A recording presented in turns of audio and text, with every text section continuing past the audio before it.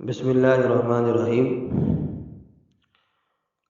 سوا پارے کی تلاوت کے حساب سے چھٹی تراویح کا خلاصہ آپ حضرات کی خدمت میں پیش ہے۔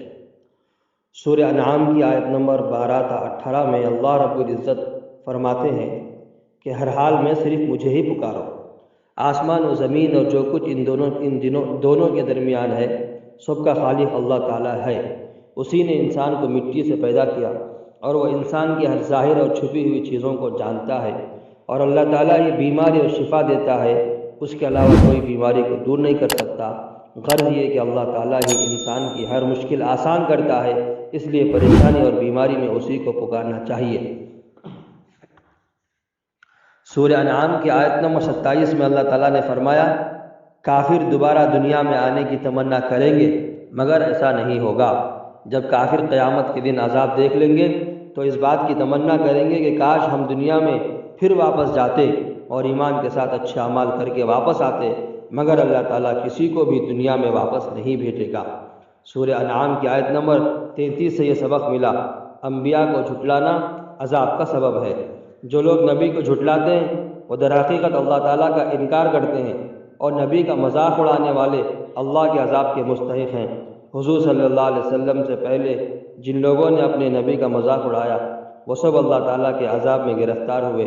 لہٰذا ہمیں ہر وقت اپنا جائزہ لیتے رہنا چاہیے کہ ہم اپنی کسی بات یا عمل سے نبی کو جھٹلا تو نہیں رہے ہیں یا اس کی توہین تو نہیں کر رہے ہیں۔ انبیاء کو جھٹلانا اور مذاق اڑانا عذاب کا سبب ہے۔ اللہ تعالیٰ ہماری حفاظت فرمائے۔ سورہ انعام کی آیت نمبر 52 سے یہ اہم پیغام ملا کہ اللہ تعالیٰ کے نزدیک عزت و شرافت کا معیار مال و دولت نہیں بلکہ اچھے اعمال اور عمدہ اخلاق ہیں۔ قریش کے سردار غریب مسلمانوں کے ساتھ آپ صلی اللہ علیہ وسلم کی مجلس میں بیٹھنا گوارا نہیں کرتے تھے، اس لیے انہوں نے حضور صلی اللہ علیہ وسلم کے سامنے یہ تجویز رکھی کہ جب ہم آپ کے پاس آیا کریں تو ان غریب مسلمانوں کو ہمارے ساتھ نہ بٹھایا کرے، مگر اللہ تعالیٰ نے ان مخلص وفادار مسلمانوں کی عزت و شرافت کے بارے میں قرآنی وحی نازل فرمائی کہ آپ ان سرداروں کی خاطر غریب و مخلص صحابہ کو ہرگز اپنی مجلس سے الگ نہ کیجیے۔ مالداری کی وجہ سے خود کو معزز و شریف سمجھنا اور دوسروں کو حقیر و ذلیل سمجھنا تکبر و گھمنڈ کی علامت ہے۔ اللہ تعالیٰ کے یہاں عزت و شرافت کا معیار مال و دولت نہیں بلکہ اعمال صالحہ اور اخلاق حسنہ ہے، جن پر آخرت کی کامیابی کا دار و مدار ہے۔ سورہ انعام کی آیت نمبر 54 میں یہ سبق دیا گیا کہ اللہ نے دین کی خاطر لعن طعن سننے والے مسلمانوں کو رحمت و مغفرت کی خوشخبری سنائی ہے۔ مالدار مشرکین غریب مسلمانوں کے ساتھ لعن طعن اور حقارت کا برتاؤ کرتے تھے، جس کی وجہ سے انہیں دلی صدمہ ہوتا تھا۔ اللہ تعالیٰ نے طعن سننے والے ان غریب مسلمانوں کو آخرت میں راحت و سلامتی اور رحمت و مغفرت کی خوشخبری سنائی۔ آج جو مسلمان دین پر عمل کرنے کی وجہ سے لوگوں کے ظلم و ستم کا نشانہ بنتے ہیں، انشاءاللہ وہ بھی قیامت کے دن اس اجر و ثواب اور بشارت کے مستحق ہوں گے۔ سورہ انعام کی آیت نمبر 76 تا 79 سے یہ ہدایت ملی، دعوت و تبلیغ میں حکمت سے کام لینا چاہیے۔ دعوت و تبلیغ میں حکمت سے کام لینا انبیاء کی سنت ہے، اس سے سننے والا بات کو آسانی سے قبول کر لیتا ہے۔ حضرت ابراہیم علیہ السلام کی قوم چاند، سورج اور ستاروں کی پوجا کرتی تھی۔ انہوں نے حکیمانہ انداز میں ان کی اس پرستش سے منع کرتے ہوئے فرمایا کہ چاند و سورج اور ستارے طلوع ہو کر ڈوب جاتے ہیں، اور جو ڈوب جائے وہ خدا نہیں ہو سکتا، لہٰذا میں ان سب کو چھوڑ کر اس ایک خدا کی عبادت کرتا ہوں جو آسمان و زمین کا پیدا کرنے والا ہے۔ سورہ انعام کی آیت نمبر 93 میں یہ اہم سبق دیا گیا کہ نبوت کا جھوٹا دعویٰ کرنے والے کو موت کے وقت سخت تکلیف دی جائے گی اور ذلت کا عذاب آخرت میں ہوگا۔ حضرت محمد صلی اللہ علیہ وسلم اللہ کے آخری نبی اور رسول ہیں، آپ کے بعد کوئی نبی اور رسول نہیں آئے گا۔ اب اگر کوئی یہ دعویٰ کرے کہ میں اللہ کا نبی ہوں اور مجھ پر وحی آتی ہے تو وہ سب سے بڑا جھوٹا ہے۔ نبوت کا ایسا جھوٹا دعویٰ کرنے والوں کو موت کے وقت سخت تکلیفیں دی جائیں گی اور انہیں ذلت کا عذاب ہوگا۔ سورہ انعام کی آیت نمبر 94 میں یہ اہم سبق دیا گیا، آخرت کے سفر میں نیک اعمال کے علاوہ کوئی چیز ساتھ نہیں ہوگی۔ آدمی جب سفر کرتا ہے تو سفر کا ساتھی اور سفر کا سامان ساتھ لے کر چلتا ہے، اور کبھی ساتھی اور سامان کے بغیر بھی سفر کرتا ہے، البتہ اس کے جسم کے کپڑے اور پاؤں کے جوتے ہمیشہ ساتھ رہتے ہیں۔ لیکن جب انسان آخرت کا سفر کرے گا تو ساتھی اور مال و اسباب تو کیا، بدن کے کپڑے اور پاؤں کے جوتے تک بھی ساتھ نہیں ہوں گے، بلکہ جس طرح ماں کے پیٹ سے ننگے بدن، ننگے پاؤں، ننگے سر پیدا ہوا تھا، اسی طرح خدا کے یہاں حاضر ہوگا، اور وہاں دنیا کے ساز و سامان کے بجائے اچھے اعمال ہی اس کے کام آئیں گے۔ سورہ انعام کی آیت نمبر 99 کے ذریعے ہمیں یہ پیغام ملا کہ اللہ کی قدرت سے اللہ کو پہچانو۔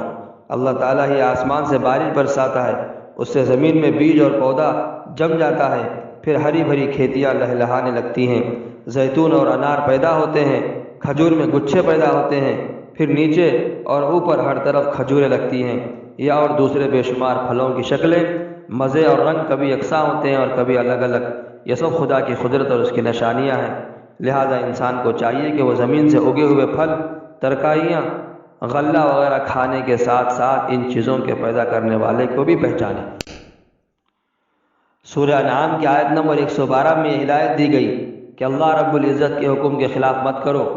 قریش مکہ نے حضور صلی اللہ علیہ وسلم سے مطالبہ کیا کہ آپ ہمارے اور اپنے درمیان یہود و نصارہ میں سے کسی شخص کو فیصل بنا دیجیے تاکہ وہ اپنی کتابوں کے مطابق ہمیں آپ کے حالات کی خبر دے سکے۔ آپ صلی اللہ علیہ وسلم نے فرمایا، میں اللہ کے علاوہ کسی اور کو فیصل نہیں بنا سکتا، کیونکہ اس نے تمہارے لیے ایک ایسی کتاب نازل فرما دی ہے جس میں حق و باطل، ہدایت و گمراہی اور اختلافی معاملات میں عدل و انصاف کی تفصیل موجود ہے۔ آج بھی نہ جانے کتنے لوگ اللہ اور اس کے رسول کے حکموں اور فیصلوں کے بجائے غیروں کے دروازوں پر جا کر انصاف کی بھیک مانگتے ہیں۔ یہ سراسر ایمان اور اسلام اور قرآنی احکام کے خلاف ہے۔ سورہ انعام کی آیت نمبر 119 کے ذریعے یہ حکم دیا گیا کہ غیر اللہ کے نام پر ذبح کیے گئے جانور کا گوشت کھانا حرام ہے۔ اللہ نے بعض جانوروں کو حلال اور بعض کو حرام قرار دیا ہے۔ حرام جانوروں کا کھانا تو حرام ہی ہے، مگر وہ حلال جانور جس کو ذبح کرتے وقت جان بوجھ کر اللہ کا نام نہ لیا گیا ہو یا اللہ کے نام کے ساتھ کسی اور کا نام لیا گیا ہو، اس کا گوشت کھانا بھی حرام ہے، لہذا اس سے بچنا چاہیے۔ سورہ انعام کی آیت نمبر 120 کے ذریعے ہمیں یہ ہدایت ملی کہ اللہ تعالیٰ نے ظاہری اعضاء کے گناہ کی طرح دل کے گناہ سے بھی بچنے کا حکم دیا ہے۔ گناہ جس طرح ظاہری اعضاء سے ہوتے ہیں، اسی طرح بعض گناہ قلب یعنی دل سے بھی ہوتے ہیں۔ اللہ تعالیٰ نے جس طرح ظاہری اعضاء کے گناہ سے بچنے کا حکم فرمایا ہے، اسی طرح دل کے گناہ سے بھی بچنے کا حکم فرمایا ہے۔ تکبر، بڑائی، اپنے آپ کو اچھا سمجھنا، ایک دوسرے سے حسد، بغض، عداوت رکھنا، عقیدے کی خرابی، یہ سب دل کے گناہ ہیں، ان سب سے بچتے رہنا چاہیے۔ سورہ انعام کی آیت نمبر 141 سے یہ ایک اہم مسئلہ یہ معلوم ہوا کہ محض اللہ کے لیے زمین کی پیداوار سے زکوٰۃ نکال کر مستحق کو دینا واجب ہے۔ اللہ تعالیٰ نے زمین سے مختلف قسم کی پیداوار، اناج، غلہ، پھل وغیرہ اگا کر بندوں کو حکم دیا کہ اس میں سے کھاؤ اور اس پیداوار کا حق بھی ادا کرو۔ زمین کی پیداوار کا حق یہ ہے کہ اگر کھیت یا باغ کو بارش کے پانی سے سیراب کیا جاتا ہو تو اس زمین کی کل پیداوار کا 10واں حصہ، اور اگر کنویں، بورنگ یا ٹیوب ویل کے پانی سے سیراب کیا گیا ہو تو کل پیداوار کا 20واں حصہ یعنی 5% حصہ اللہ کے نام پر صدقے کے مستحق کو دینا واجب ہے۔ سورہ انعام کی آیت نمبر 151 سے یہ سبق ملا، شرک سب سے بڑا گناہ ہے جس سے ہر مسلمان کو بچنا چاہیے۔ اللہ تعالیٰ جیسا کسی دوسرے کو سمجھنا یا جو صفتیں اللہ کے ساتھ خاص ہیں، جیسے ہر چیز پر قادر ہونا، ہر جگہ موجود ہونا وغیرہ، ان کو کسی دوسرے کے لیے ثابت ماننا شرک ہے، اور شرک سب سے بڑا گناہ ہے۔ بار بار اللہ تعالیٰ نے اس سے منع فرمایا ہے۔ مرنے سے پہلے توبہ کیے بغیر یہ گناہ معاف نہیں ہوگا، لہذا شرک جیسے بڑے گناہ سے ہر مسلمان کو بچنا چاہیے۔ سورہ انعام کی آیت نمبر 151 میں اللہ تعالیٰ فرماتا ہے، فقر و فاقہ کے ڈر سے اپنی اولاد کو قتل مت کرو۔ اولاد کو قتل کرنا بہت بڑا گناہ ہے۔ فقر و فاقہ کے ڈر سے اپنی اولاد کو قتل نہیں کرنا چاہیے۔ سب کی روزی کا مالک اللہ ہے۔ جس طرح وہ ماں باپ کے لیے روزی کا انتظام فرماتا ہے، اسی طرح وہ اولاد کے لیے بھی روزی کا انتظام فرماتا ہے۔ زمانہ جاہلیت میں لوگ بچوں کو قتل کر دیتے تھے، لیکن آج معاشی تنگی کے ڈر سے لوگ پیدائش کے اسباب ختم کر دیتے ہیں، جس کے لیے رحم مادر کا آپریشن وغیرہ جیسے طریقے اختیار کیے جاتے ہیں جو اللہ تعالیٰ کی ناراضگی کا سبب ہیں۔ یہ تھے ہماری چھٹی تراویح کا جو سوا پارے کی تلاوت کی جاتی ہے، اس کا خلاصہ۔ اللہ تعالیٰ سے دعا ہے اللہ تعالیٰ ہم تمام کو قرآن کی کثرت سے تلاوت کرنے اور اس کو سمجھنے، اس کے مکمل حقوق ادا کرنے اور رمضان کی صحیح قدر کرنے کی توفیق نصیب فرمائے۔ آمین وآخر دعوانا الحمدللہ رب العالمین۔